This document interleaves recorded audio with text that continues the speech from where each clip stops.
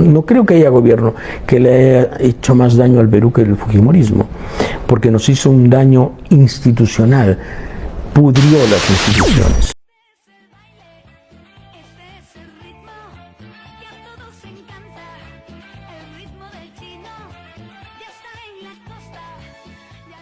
La corrupción ha sido uno de los problemas más grandes del Perú.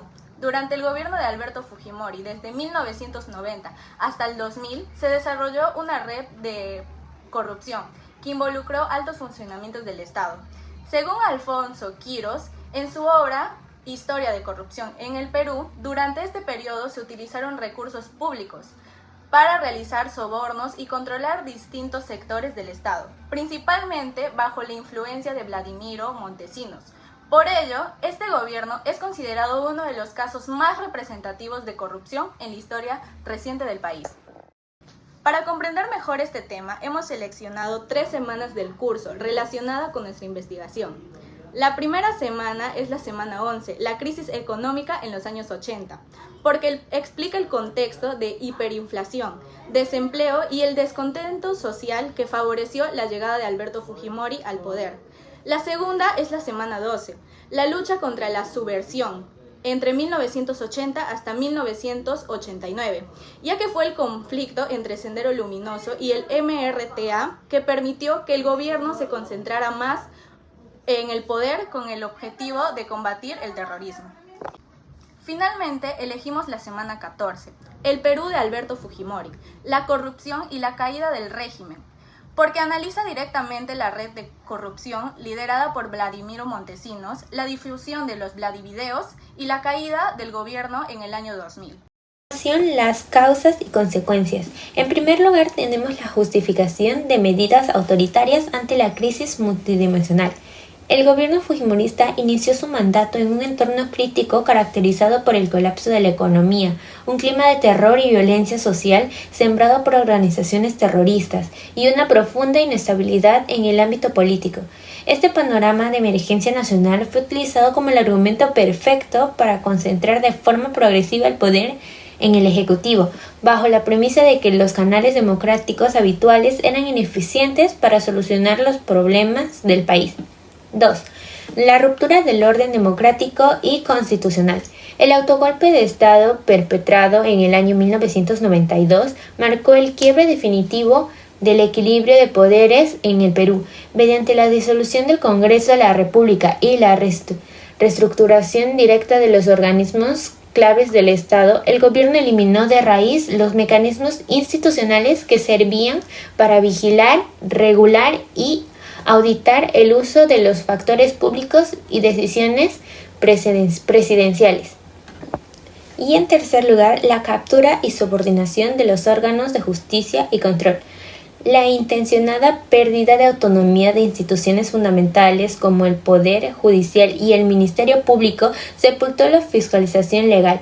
Al colocar estas entidades fiscalizadoras bajo el mandato y los intereses del régimen, se garantizó que cualquier fiscal o juez alineado no persiguiera los delitos financieros del gobierno, allanando el camino para que las redes corruptas operaran sin temor de ser sancionadas. Como evidencia de los actos de corrupción durante este gobierno, presentamos el primer Vladivideo. Este material audiovisual muestra uno de los casos de soborno que permitió revelar el funcionamiento de la red de corrupción liderada por Vladimiro Montesinos. Ahora, las consecuencias. En primer lugar está el desvío de fondos públicos para el soborno masivo y cooptación de la élite. Los recursos pertenecientes a todos los peruanos fueron utilizados ilícitamente para financiar la compra de voluntades a gran escala.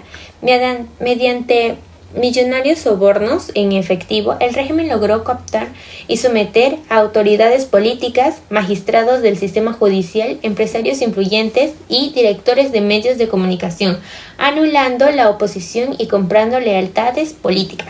En segundo lugar, la institucionalización de la impunidad y el debilitamiento de gobernabilidad. El sometimiento generalizado del sistema de justicia y de los medios informativos impidió que la ciudadanía conociera la verdad o que el Estado respondiera eficazmente a las demandas de la sociedad. Esto consagró un marco de impunidad sistemática que deterioró profundamente la transparencia, memoró la confianza de las instituciones del Estado y limitó de manera severa el desarrollo social del país. Y en tercer lugar tenemos el desmantelamiento de la meritocracia y la fuga de cerebros institucionales. Cuando la impunidad se institucionaliza y el sistema de justicia se somete al poder político, las reglas de juego dentro del propio Estado cambian radicalmente. Ya no se asciende ni se accede a cargos públicos por capacidad, preparación o mérito, sino por redes de lealtad, complicidad y sumisión del régimen de turno. Luego de analizar las principales causas y consecuencias de la corrupción durante el gobierno de Fujimori, consideramos importante conocer la experiencia de personas que vivieron esa época. A continuación, presentamos 2 entrevistas realizadas a ciudadanos mayores de 50, quienes compartirán cómo recuerdan este periodo y el impacto que tuvo en sus vidas. La segunda que tenemos en el caso es, ¿qué noticias de corrupción recuerdo de esa época? Yo lo que recuerdo y que nunca me voy a borrar es cuando salió el plan de video. ¿Ya?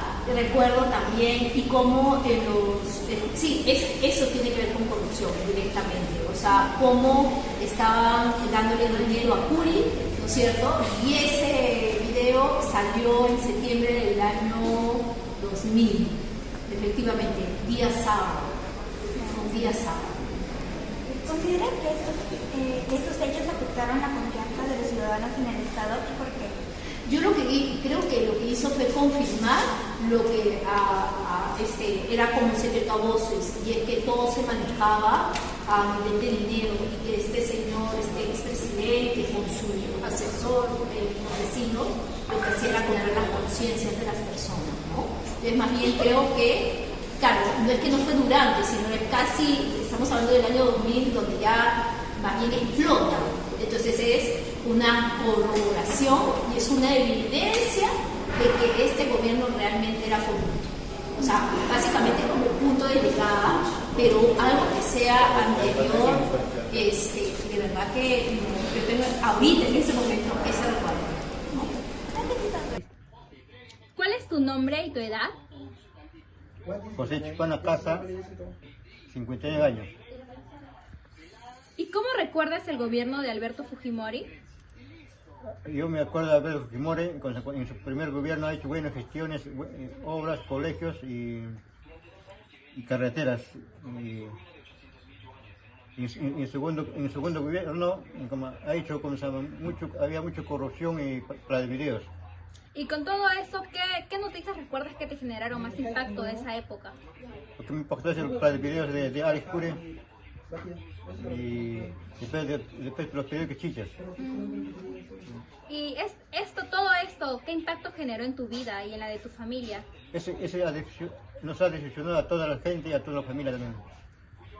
A partir de la investigación realizada y los testimonios recogidos, concluimos que la corrupción durante el gobierno de Alberto Fujimori fue uno de los episodios más graves que marcaron la política peruana.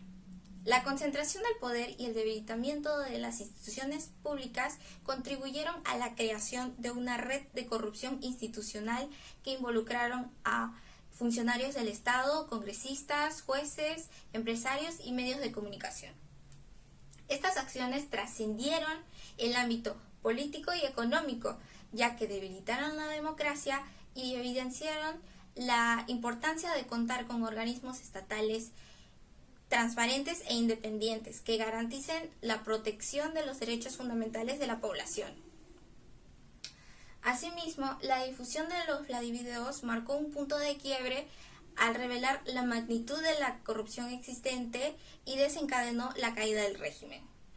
Por ese motivo, creemos que el Estado no actuó oportunamente para sancionar ni prevenir estas prácticas. De la misma forma, creemos que es fundamental fortalecer la independencia de las instituciones de justicia, garantizar la transparencia y la rendición de cuentas.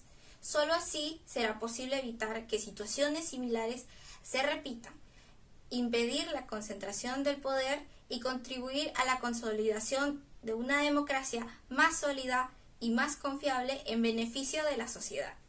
Muchas gracias.